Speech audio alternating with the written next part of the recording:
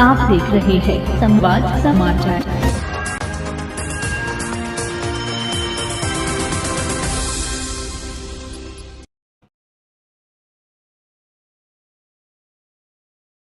हमारे यशस्वी मुख्यमंत्री डॉक्टर मोहन यादव जी की अध्यक्षता में कैबिनेट में बहुत ही महत्वपूर्ण निर्णय हुए, जिससे शॉर्ट में मैं बताता हूँ। सीएम राइज स्कूल जो कि हर जिले के अंदर है, उसका नाम परिवर्तन किया गया है और जहाँ भगवान कृष्ण ने शिक्षा प्राप्त की थी, संदीप आयन विद्यालय, उसका नाम होगा। तो ये एक बड़ा निर्णय है और उसका एक मॉडल भी बनाएंगे हम कि वास्तव में उसमें कृष्ण की छवि दिखे, ऐसा कुछ उसका कलर, उसके मोनो से भगवान कृष्ण का और संदीप ऋषि का कुछ उल्लेख हो। मुझे एक बताते हुए बहुत प्रसन्नता है कि नया वर्ष गुड़ी पड़वा इस बार सारे प्रदेश में बहुत धूमधाम से मनाया है।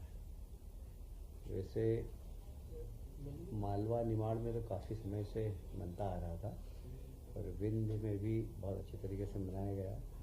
पूरे प्रदेश के हर जिले में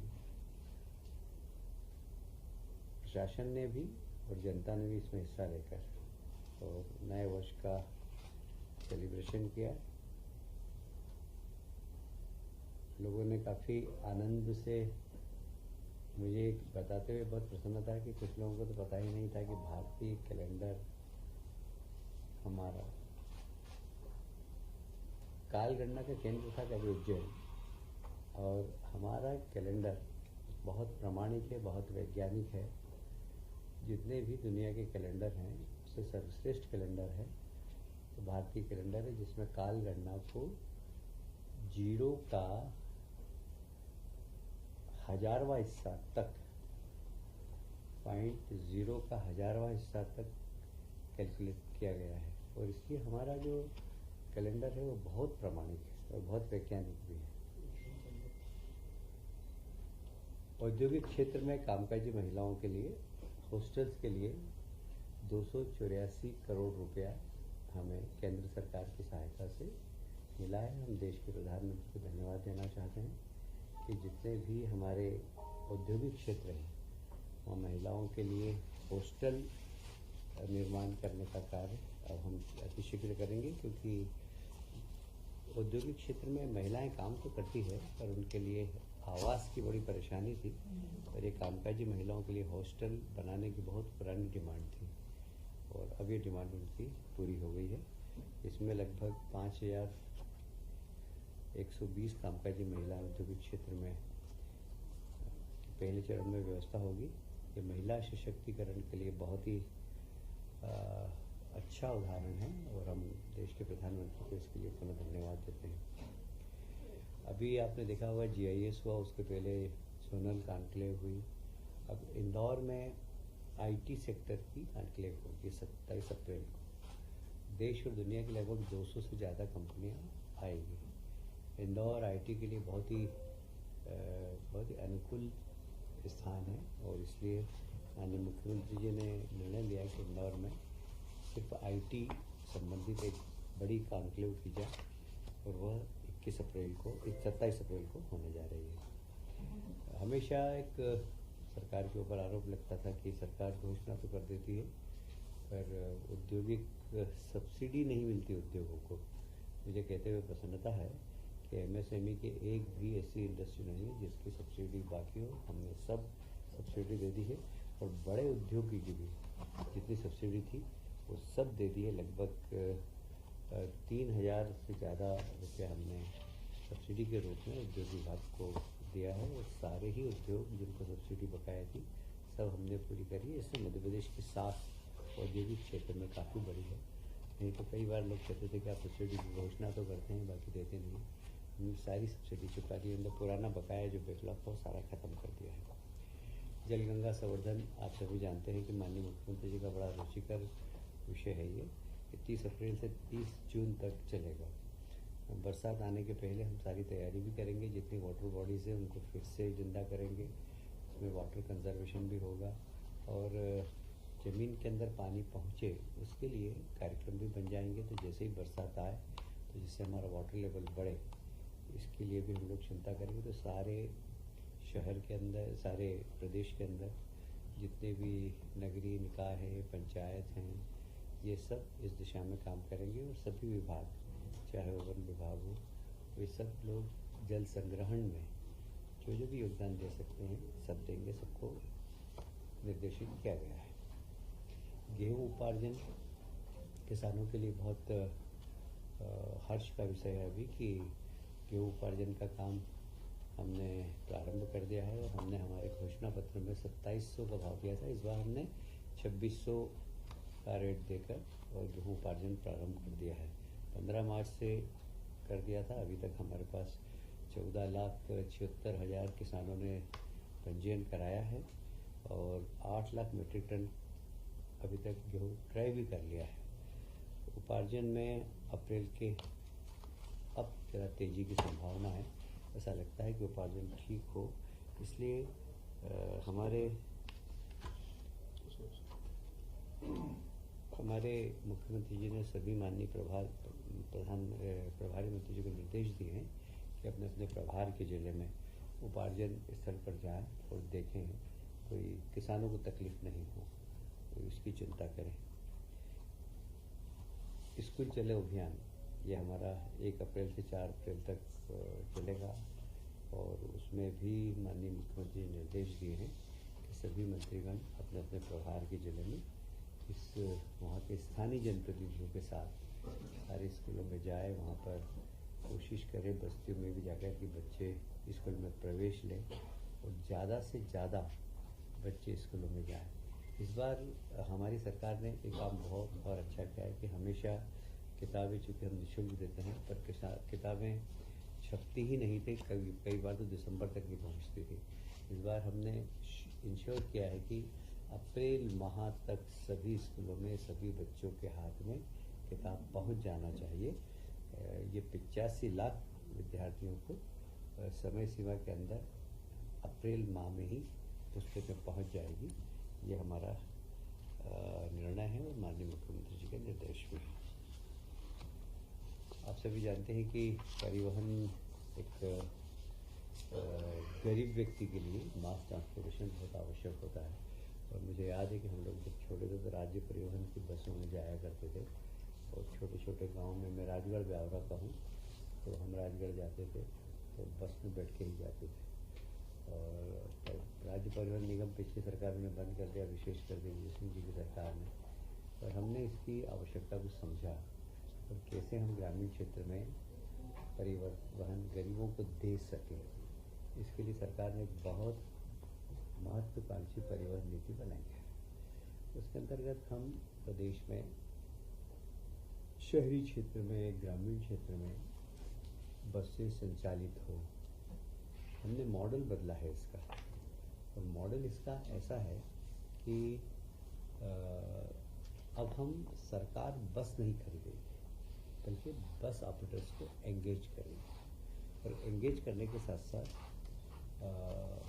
किसी भी प्रकार की अब हानि की संभावना कम है, क्योंकि हम उसमें बहुत सारी, तो सबसे बड़ी बात यह है कि उसमें आधुनिक तकनीक का पूरा इस्तेमाल होगा।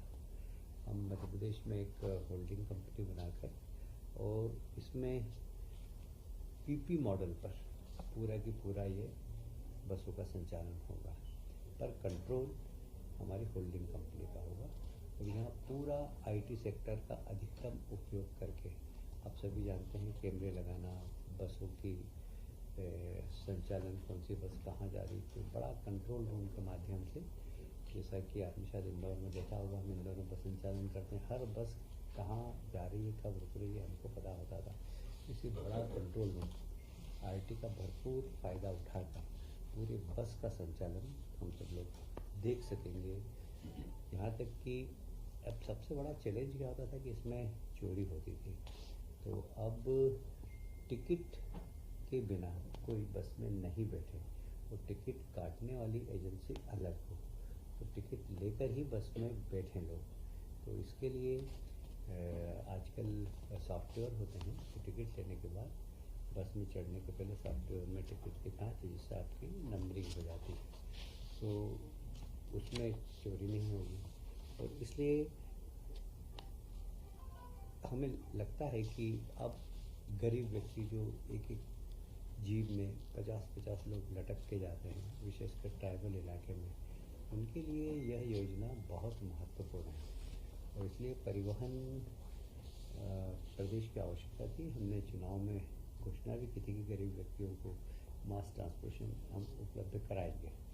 तो हम उस घोषणा के अनुरूप ही हमने परिवहन नीति प्रारंभ की है। मुख्यमंत्री सुगम परिवहन सेवा इसका नाम है, और इसके माध्यम से हम दूरस्थ ग्रामीण क्षेत्रों में आवागमन सुगम कर सकें, इसका हम प्रयास कर रहे हैं। इसमें एक मैंने बताया मध्य प्रदेश की होल्डिंग कंपनी होगी, फिर 7 कंपनियां संभागों के अनुसार होगी, इंदौर, भोपाल, रीवा, जबलपुर, ऐसे उज्जैन, ऐसे अलग अलग होल्डिंग कंपनियां होगी।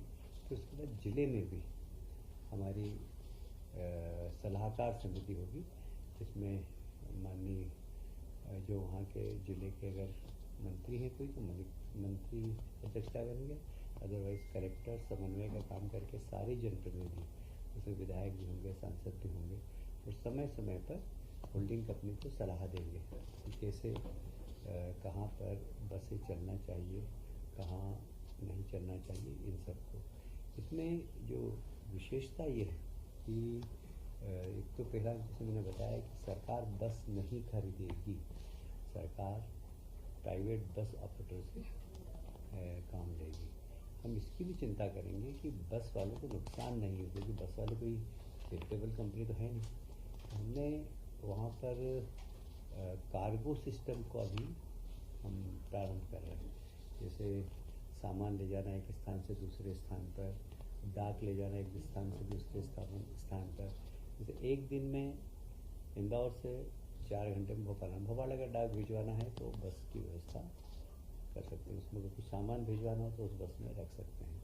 तो कार्गो सिस्टम भी चालू कर रहे हैं, और परिवहन नीति के जो हमारी पॉलिसी उसमें संशोधन भी कर रहे हैं। एक्ट में प्रावधान करेंगे कि हम सवारी के साथ साथ उस बस का इस्तेमाल कार्गो के लिए भी कर सकें। हम कैसे,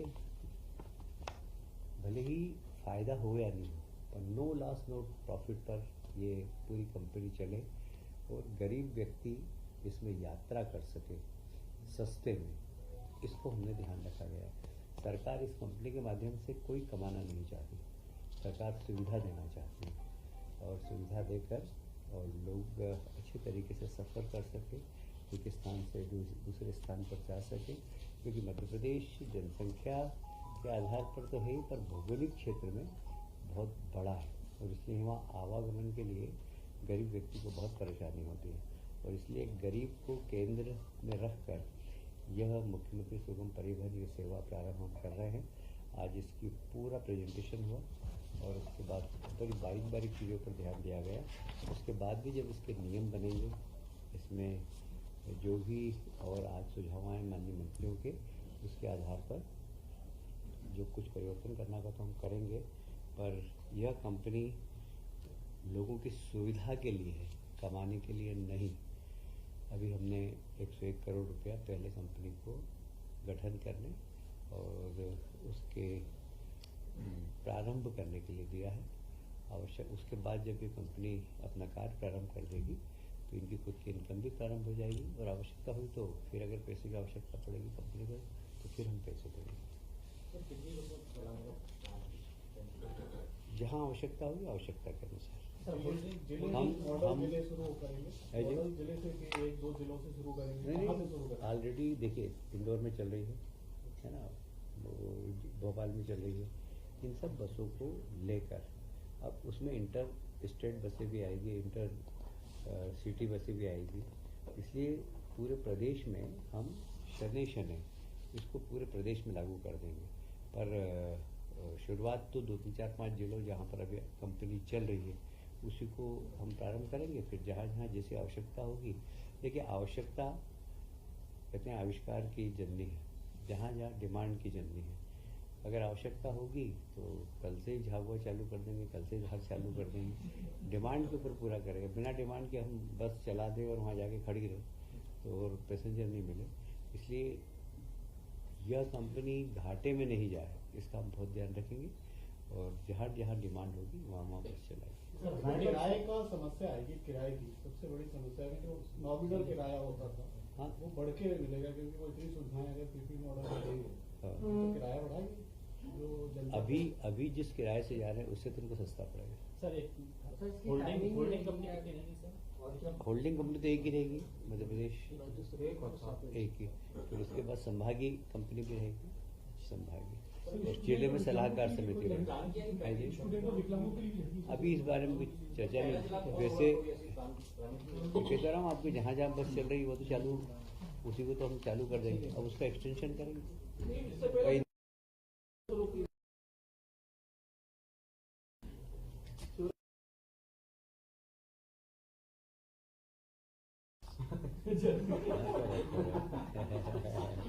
आपको शिवराज जी के क्षेत्र की बड़ी चिंता है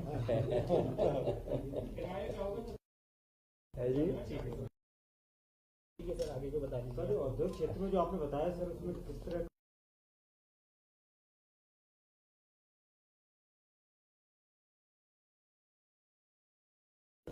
जहाँ बड़े बड़े उद्योग क्षेत्र वहाँ बनाएंगे। अभी 5000 के आसपास महिला रह सके ऐसा पहले चरण में बनेगा, उसकी आवश्यकता और पड़ेगी तो और बनाएंगे। मैंने कहा आवश्यकता डिमांड के आधार पर होगी। ठीक है सर, आगे बता दीजिए। एक छतरपुर जिले में लवकुश नगर में माता बम्बर बेनी प्राचीन स्थल है। वहाँ एक पहाड़ी है, बड़ा लोगों की धार्मिक मान्यता वहाँ बहुत ज़्यादा है।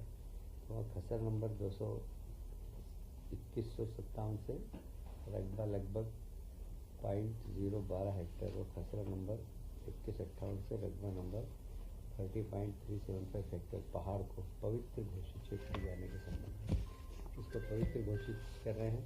और पवित्र शहर के लिए जो भी हमारे पुराने निर्णय हैं वो सब इस पर लागू होंगे। सर ये आईटी कॉम्प्लेक्स का स्वरूप क्या रहेगा सर? अभी जो इन्वेस्टर को लाएंगे, एक और बहुत बड़ा फैसला हुआ है विशेषकर कर्मचारियों के हित में कि अभी तक की जो कर्मचारियों की जो पेमेंट मिलता था वो 6ठे वेतन आयोग से मिलता था। अब इसको उनका जो भत्ता है वो 6ठे वेतन आयोग से मिलता था, तो इसको 7वें वेतन आयोग से जोड़कर हम देने का काम कर रहे हैं भत्ता। तो भत्ते में कर्मचारियों को बहुत लाभ मिलेगा। अभी मुझे लगता है, जैसे मैं उदाहरण के स्वरूप बताऊँ कि तृतीय व चतुर्थ श्रेणी के कर्मचारियों को वर्तमान में जो प्रति भत्ता प्रति माह जो है वाहन परिवहन भत्ता वो 200 रुपये है। अब इसको 384 रुपये दिया जाएगा, मतलब लगभग दुगना ही हो गया, 200 से 384 रुपये। उसी प्रकार निःशक्त कर्मचारियों को भी जो वाहन भत्ता भी मिलता है प्रति माह वो 350 रुपये है, वो लगभग 671 रुपये हो जाएगा। ये भी लगभग दुगना ही है। ऐसे ही गृह भाड़ा भत्ता वो भी 1.5 गुना है। और कुल मिलाकर इस पर शासन पर भार आएगा लगभग 1500 करोड़ से ज़्यादा का। ये कर्मचारी का आज तोहफा है नए साल में, गुड़ी पड़वा के बाद के पहली कैबिनेट में मध्य प्रदेश के कर्मचारियों को तोहफा माननीय मुख्यमंत्री ने दिया है।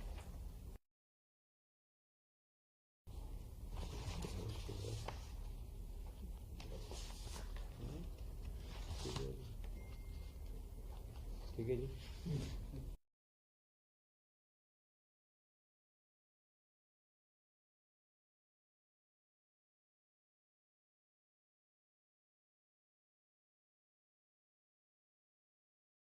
YouTube पर जाकर चैनल को सब्सक्राइब करें, लाइक करें और खबर को अधिक से अधिक शेयर करें और बेल दबाएं।